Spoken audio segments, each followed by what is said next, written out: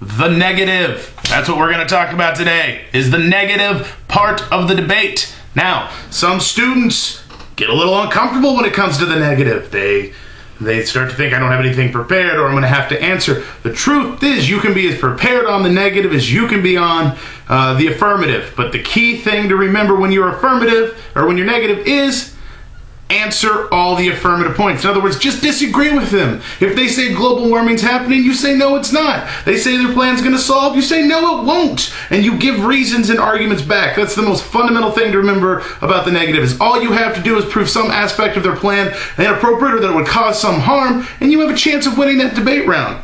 Now, a couple tips of good negatives. Good negatives come up with what are generic arguments. What are generic arguments? Well, they can come in a couple different forms. First of all, they can come in disadvantages. You can have those pre-planned out. Just basic things that you know the topic's going to link to, like the economy.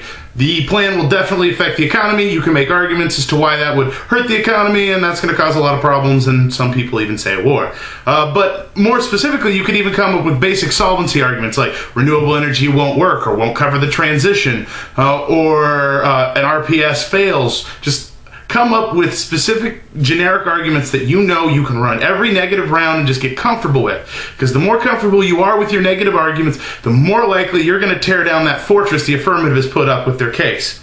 Now, the second thing you need to do is use your files. Use them. Use your files. Don't be afraid of your files. Now, what you'll see with your files is that they have an index. And on the front of the index, they have things that say answer the problem, answer the cause, answer the solution. Whenever people make their arguments, you can go look and find specific evidence that responds to points they make in the debate. Now, it's going to be very difficult just to find a card on the fly in the middle of the debate. That's why you need to spend time with your files. Reading them, highlighting them, getting to know them is an important process of being negative. Part of those, you have to become sort of one with those files. Now, the last thing I'll tell you about being a good negative team is you do need to disagree with them, you do need to have generic strategies, and you do need to know how to use your files. But most importantly, you have to learn how to tell a story.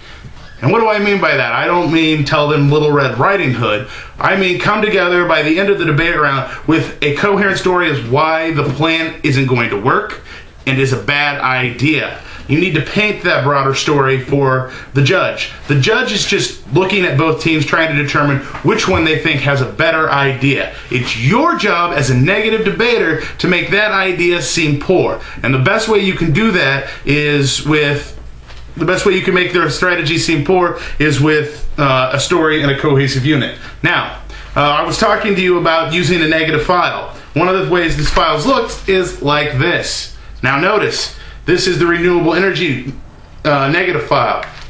This is the answers to the problem, answers to the cause, and answers to the solution. And notice each one of these has an individual line. For example, under the problem, it says answers to global warming bad. So whenever they say global warming is going to cause a lot of problems, you can say no, it's really not. And look, you have between page 5 and page 18 worth of evidence to make that claim down in the cause. If they're going to say that a federal fossil fuel subsidies are the cause of the problem, you have evidence that say those subsidies are not the problem. Solutions. They say an RPS would solve our problems. You have a big chunk of evidence down here that says renewable energy isn't ready.